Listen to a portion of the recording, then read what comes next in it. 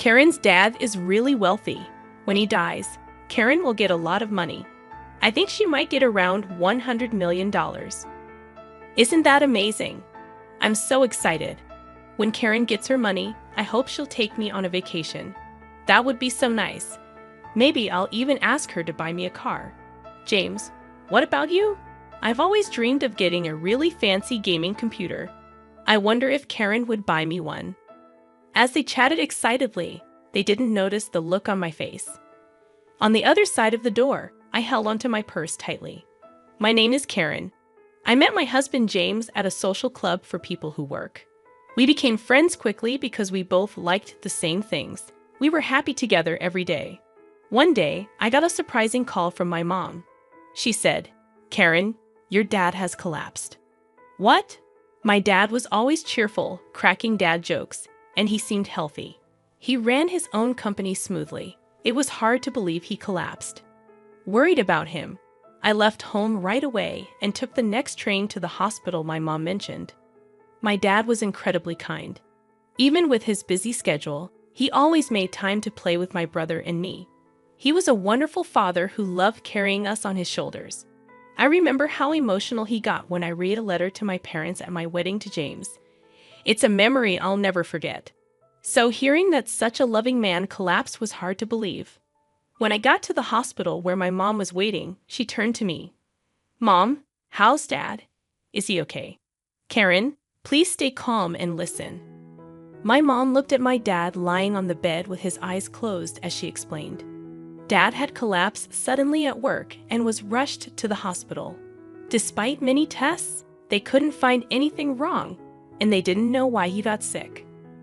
More tests might find out what's wrong, but they could also make Dad feel worse, my mom said. I've decided to stop the tests. It looks like your dad will have paralysis on one side of his body, so he's going to need a lot of care. Yeah, that's right. Even though she seemed worried, my mom stayed calm. My mom has decided to take care of Dad. I could feel my mom's strength, but I was also really sad that my dad wouldn't be the same. Just then, my brother burst into the room. "How's Dad?" he asked, out of breath. Mom explained Dad's condition to him, just like she did to me. "Mom, you can't take care of him alone. I'm nearby. I'll help." "Thank you, but focus on your own life. You have your own family to take care of." My brother agreed, saying, "I understand." My brother got married before me and now has a 4-year-old daughter. I'm the one with more free time since I don't have kids yet, but it takes me an hour by train to get home. Even though I'm far away and it'll take time, I won't leave everything to you and Mom. If anything changes with Dad, tell me right away. "Karen, did you tell John you're here?" My brother suddenly asked, reminding me that I had left the house without letting John know. Seeing my worried expression, my brother said, "You should call him. John must be worried." So I hurried out of the hospital room to find a quiet spot to call him. When John answered, he asked, "Karen, where are you?" I was so worried. Hearing John's voice calmed me, but I couldn't hold back my tears as I explained that my dad had collapsed and needed care. John was shocked. "Your lively dad." But he spoke gently to comfort me. I felt grateful to have married him. When I told him I was coming home, he said softly, "I'll make dinner. Just be careful on your way home." It seemed Dad would stay in the hospital tonight. My mom and brother were also heading home, so I decided to go home too. When I got home, John had prepared my favorite meal. It must have been tough. "Have something you love to cheer up," he said, pulling out a chair for me. His kindness brought tears to my eyes. John usually stays calm, but he's incredibly caring when I'm feeling down, which always touches me. After thanking him for his comfort, I went to bed early that day. The next morning, feeling a bit better, I told John that I wanted to help take care of my dad sometimes, and he agreed happily.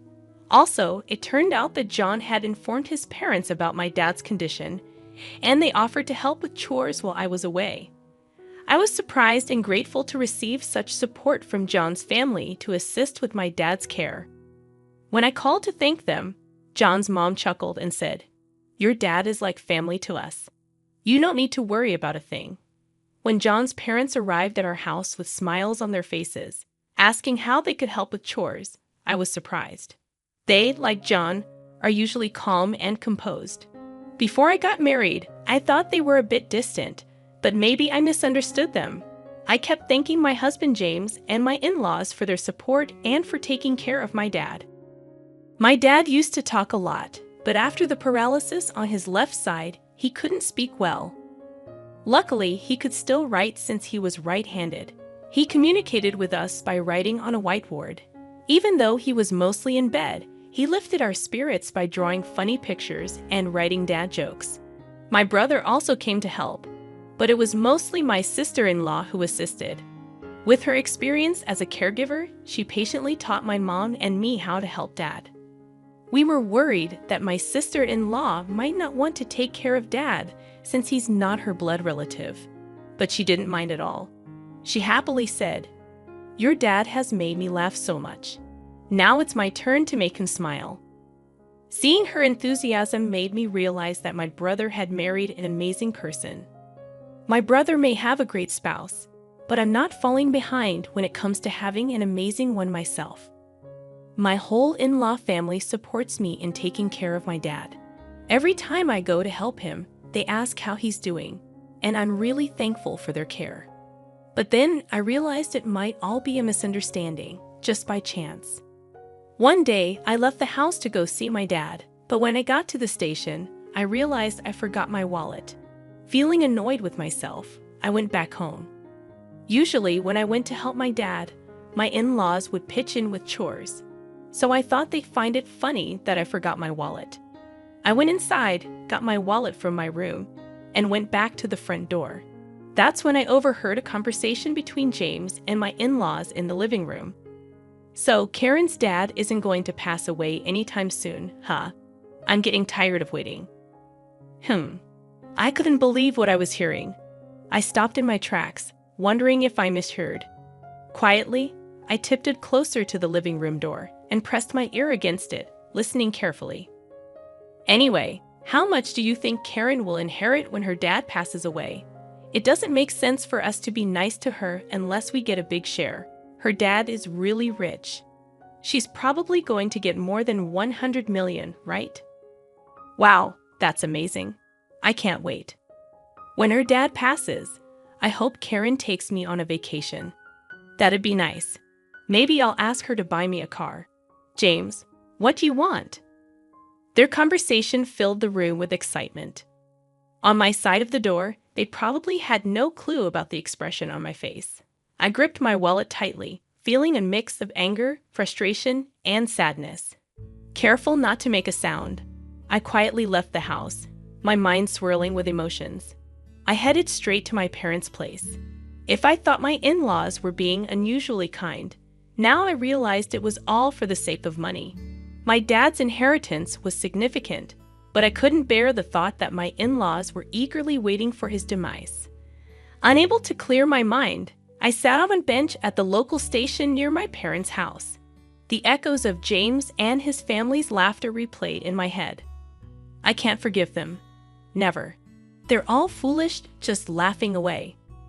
I made a silent vow to seek revenge on James and my in-laws, who only saw dollar signs when they looked at my loving father.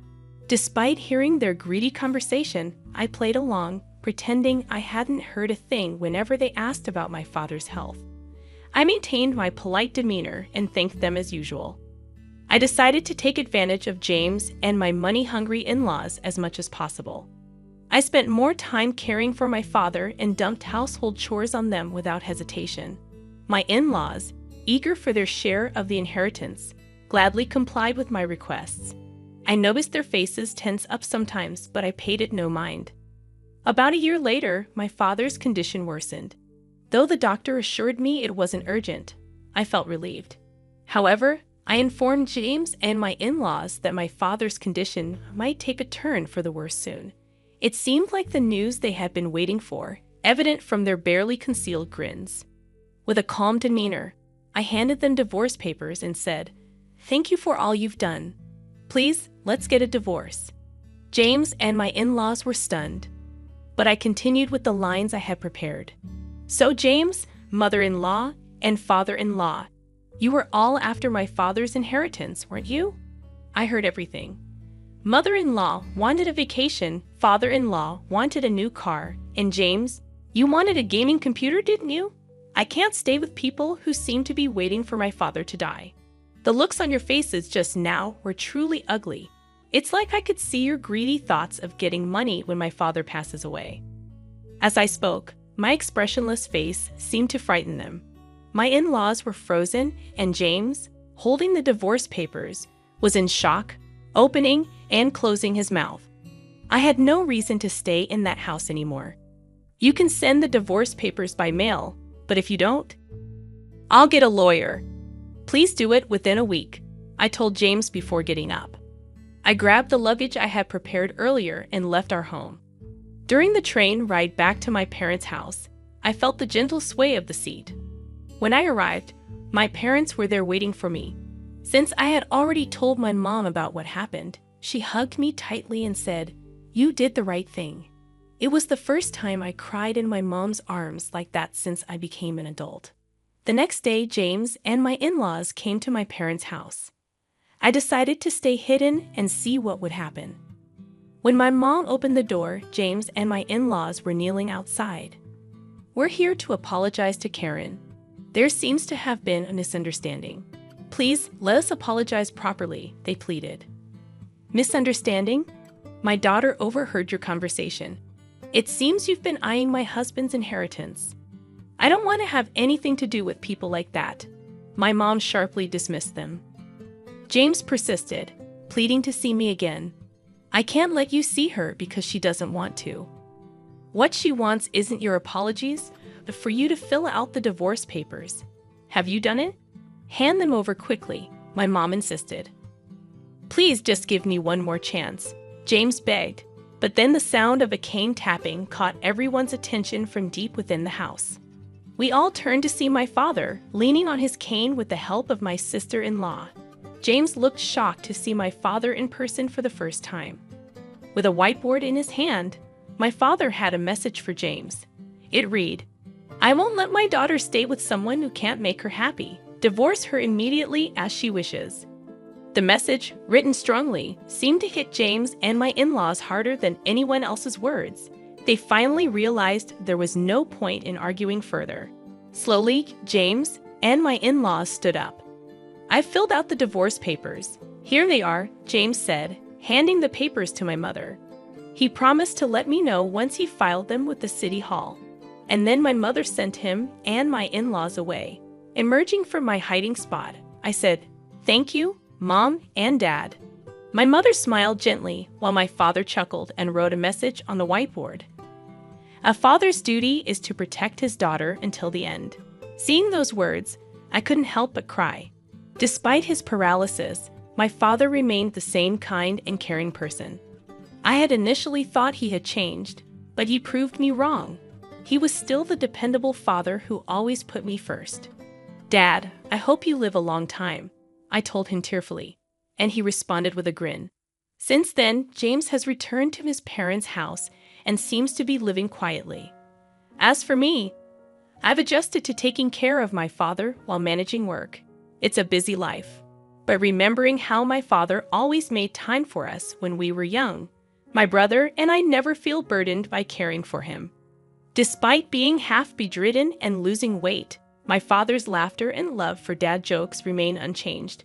My sister-in-law also finds joy in caring for him, and we're able to lead a peaceful life together.